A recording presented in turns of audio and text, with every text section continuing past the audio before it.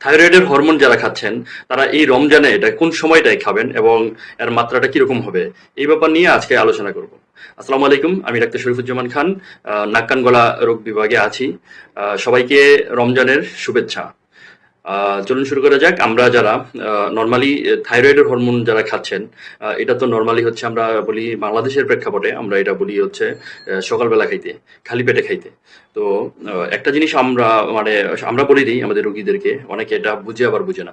Normally আমরা যেরকম খালি পেটে খাওয়া মানে যে খালি পেটে খেয়ে খাওয়া দাওয়া করে মানে যখন আমি ভাত খাইতে গেলাম তখন মনে হইলো খালি পেটে আমি ওষুধটা খাইলাম, ওষুধ খেয়ে আবার সাথে সাথে ভাত খাইলাম, ব্যাপারটা কিন্তু এরকম নয়।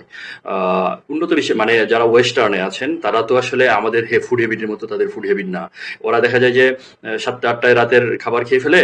তো ওদের ওদের স্টাইলটা অন্যরকম। ওরা রাত ঘুমানোর আগে 8টা 12টা-1টার দিকে ওদেরকে ডোজ দিতে বলা হয়। মানে ওরা আসলে মানে রাতের বেলা খায় থাইরয়েডের হরমোনটা।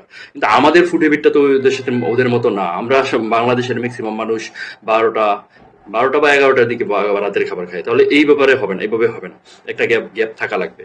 তো আমরা করি কি, যারা মানে আমার রুগীদেরকে আমি যেভাবে বলে দিই যে ধরেন সকালে আপনি ঘুম থেকে যখনই উঠবেন, তো যখনই মানে যারা ফজরের নামাজ পড়ে, তো ফজরের নামাজের সময় যখন উঠবে তখন থাইরয়েড হরমোনটা খাবে।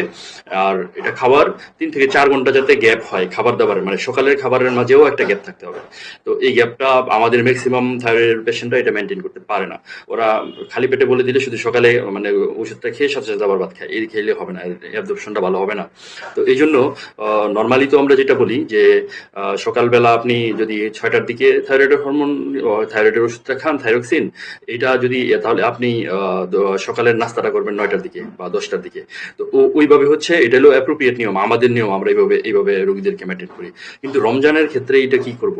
তো রমজানের ক্ষেত্রে আমার প্রপোজড একটা পদ্ধতি হলো, আমি যেভাবে বলি রোগীদেরকে, এটা হচ্ছে যে যারা থাইরয়েডের হরমোন খান তারা হচ্ছে 9টার পরে আর কিছু খাওয়া দাওয়া করবেন না। মানে হচ্ছে ইফতারি তো করলেন, ইফতারির পরে অনেকে আবার সন্ধ্যা রাতে খাবার দাবার খায়, তো ওইটাও আপনি 9টা পাস করবেন, 9টার আগে আপনি রেখে ফেলবেন। তো 9টা পাস করলে আসলে আমাদের তো এখন মানে আগের দিন আর নাই, আমরা তো আসলে ঘুমাই আরো লেট করে।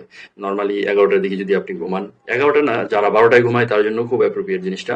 12টায় ঘুমাইলে আপনি 12টার সময় ওষুধ খেয়ে ঘুমাই যাবেন। অথবা যারা 11টায় ঘুমান তারা খাবারটা আরেকটু আগে খাবেন, মানে 8টার দিকে খেয়ে ফেলবেন, 8টার পরে মানে সেহরি খাওয়ার মানে তারাবি পড়ার আগেই খাবার সারার চেষ্টা করবেন, অথবা তারাবিটা শেষ করে সাথে সাথে খাবার খেয়ে ফেলবেন। তো এরকম মানে 8টা 8:30, যারা একটু আগে ঘুমান মানে 11টায় যারা ঘুমাই যাবেন, তারা 8টায়, যাতে 3 ঘন্টা একটা গ্যাপ হয়। মানে 8টায় আপনি খাবার খাবেন লাস্ট, এরপরে 11টায় আপনি থাইরক্সিন খাবেন, থাইরয়েড হরমোন খাবেন হচ্ছে 11টায়। 11টার পরে আপনি তো ঘুমাই গেলেন, এরপরে তো আর কিছু খাওয়া হলো না। এরপরে সেহরি যখন খান, সেহরি তো এবার আলহামদুলিল্লাহ একটু লেটে 5টার দিকে নর্মালি, বা লাস্টের দিকে হয়তো 4:45 পর্যন্ত যাবে।